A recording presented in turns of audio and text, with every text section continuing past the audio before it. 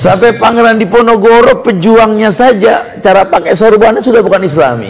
Kita nggak paham fashion gitu loh. Masya Allah. Ya, akhirnya mereka punya kesan inilah Islam dengan sorban begitu. Tidak ada pemakaian sorban begitu kecuali orang Hindu, betul? Cuma kuning bajunya. Karena yang ngerti sorban ya orang Arab. Coba sih ke Arab lihat, ulama lihat, kita tahu. Di kita sorban ada yang begitu kayak orang Hindu, ada yang di pundak kayak serbet, betul kan? Tapi kita nggak paham. Yang tasbih Assalamualaikum Islam. Dari mana tasbih Islam? Nggak, kadang-kadang susahnya kita begini. Kita seolah-olah dia minta ilmiah. Nah, cuman kehadirannya nggak ilmiah gitu. Nggak ilmiah. Kita maunya apa? Ya berhadapan lah, berhadapan. Bawa Quran sama-sama, bawa hadis sama-sama. Kita bahas sama-sama. Kemudian metode tafsirnya bagaimana? Jelas nanti. Ketahuan siapa yang benar, siapa yang tidak. Cuman ya karena fitnah. Ya fitnah. Sama kayak videonya Subhan Bawazir tentang cerita sorban. Kan sorbannya gini ada. Yang gini itu. Kan gini sorbannya. Itu budaya Hindu. Nah, umat apa namanya Wali Songo nggak kenal apa passion apa itu katanya. Passion apa pesong katanya.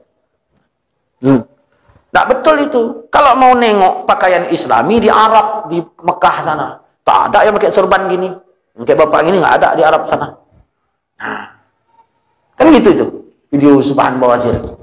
Nah, itulah nggak ngerti. Terus siapa? Wali Songo sorbannya dicaci, Hasyim As'ari semuanya lah pokoknya pakai sorban itu, termasuk Habib Umar yang lain-lain dicaci semua itu. Nah, jadi dia bilang, nah yang pakai kayak gini pakai tasbih Assalamualaikum kan gitu itu dalam videonya. Nah, terus bagaimana? Nah, ada lagi yang taruh celemek sini katanya. Kan gitu dia. Saya mau menjelaskan masalah yang berakal. Taruh celemek sini. Jadi kalau ada ustadz-ustadz naruh kain sorban di sini dicelemek kata dia. Nah, kalau ditaruh sini jadi celemek, jadi Wahabi-Wahabi Mekah yang taruh sini celemek juga lah. Kan lebih parah mana itu? Maksudnya gini, bertakwalah hai kepada Allah hai orang-orang yang berakal.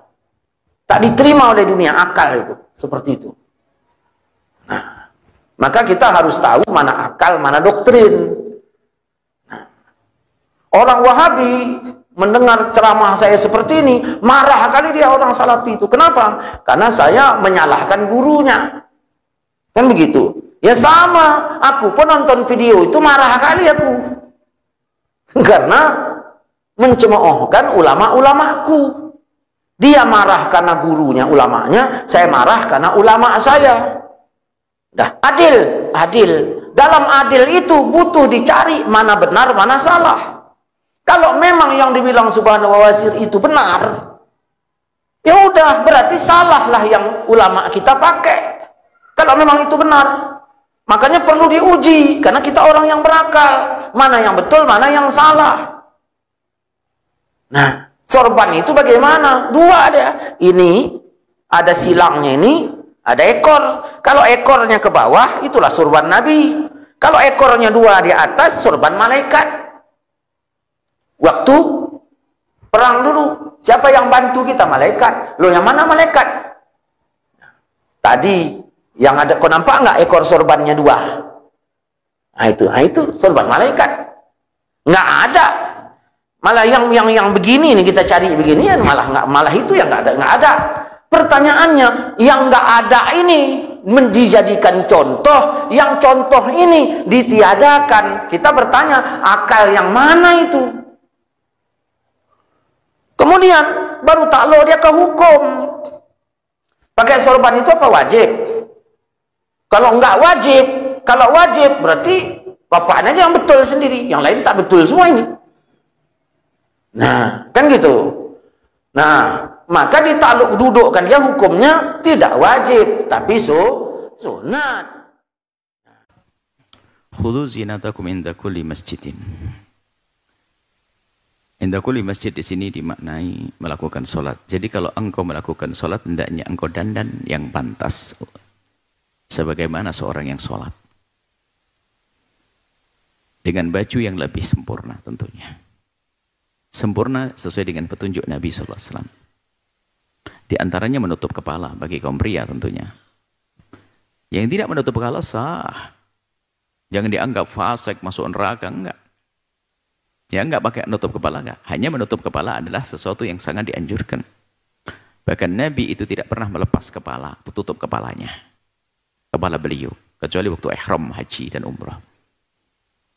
Bahkan sampai ke toilet pun adalah tidak membuka kepalanya. Sehingga dianjurkan jangan sampai kita masuk ke toilet dalam keadaan hasir ra'si, kepala yang terbuka. Pakai kopiah kalau bisa. Di dalam sholat pakai kopiah. Kemudian bisa disambung dengan imamah, penutup kepala sebagai imamah, karena Nabi menggunakan imamah di dalam sholat. Kemudian mengenakan baju yang tentunya sesuai baju yang sopan, yang bagus. Nah, adapun pakai rida memang hendaknya kita itu menggunakan rida itu adalah baju tambahan yang ditumpangkan di pundak. Sehingga kalau kita punya rida, kalau tidak baju yang lain ditumpangkan di atas. Ini adalah memang sunnah. Jadi kalau Anda tidak punya rida ini kayak begini, Anda bisa kain apa saja. Jadi untuk ditumpangkan di pundaknya. Adapun peletakannya, memang Nabi senang tayamun, Nabi senang meletakkan, menjadikan sesuatu di bagian kanannya. Tapi juga saja peletakan sorban adalah di kiri kanannya dikalungkan. Jadi yang nggak pakai saja nggak dipermasalahkan, yang pakai kiri kanan jangan dipermasalahkan, gitu ya. Nah, ini kadang-kadang kita ini gampang mempermasalahkan orang. Nah, ini ya sudahlah, yang nggak pakai ya nggak pakai, nggak jadi imam ya alhamdulillah. Nah, cuman ini anjuran adalah kalau melakukan sholat pakai rida, pakai sesuatu di pundaknya, kain tambahan, maksudnya rida, kain tambahan diletakkan di pundaknya, apakah itu baju atau apa, rida sesungguhnya. Kemudian juga menutup kepalanya, ya, menutup kepalanya. Dan tentunya bajunya adalah baju yang kalau suci kan pasti. Akan tapi ya rapi, bagus, menghadap kepada Allah ya. Jadi bicara fikih itu beda dengan akhlak. Akhlak kepada Allah juga ada. Fikih ini ada bab fikih. Kalau bab fikih itu, kalau melakukan sholat, bagi seorang laki-laki kan wajib menutup aurat. Auratnya antara pusat dengan lutut. Itu babnya fikih. Bukan berarti nanti kalau Anda jadi khotib Jumat, imam dan khutbah Jumat pakai kolor. Yang penting nutup pusat dan lutut. Enggak begitu dong, ada adabnya. Mentang-mentang ini kan penting sah. Anda dianggap gila. Nanti kan begitu ya. Ada adab.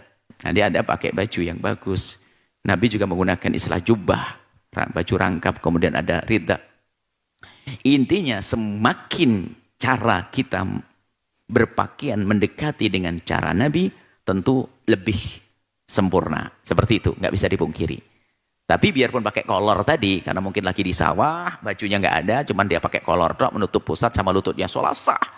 Ada sebagian, nggak ada sarung. Siapa bilang sholat harus pakai sarung?